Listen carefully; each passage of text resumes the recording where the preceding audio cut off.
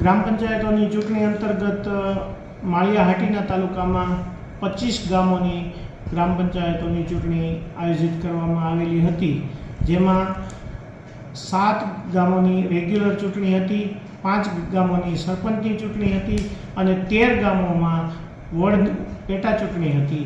એ પૈકી 13 ગામોના જે વોર્ડ છે એ યા તો બિનહરીફ થયેલ છે યા ખાલી રહેલ છે, એટલે કે કોઈ પણ જે ફક્ત વોર્ડની ચૂંટણી હતી એ યોજવાપાત્ર રહેતી નથી।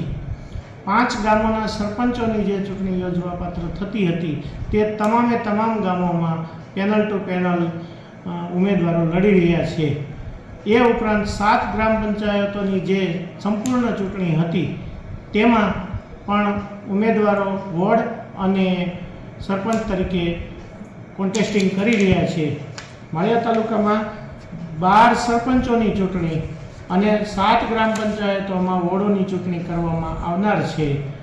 એ પૈકી 12 ગ્રામ પંચાયતોના સરપંચોમાં 29 ઉમેદવારો ઉમેદવારી કરી રહ્યા છે, જ્યારે વોર્ડમાં 102 સભ્યો ચૂંટણી લડી રહ્યા છે।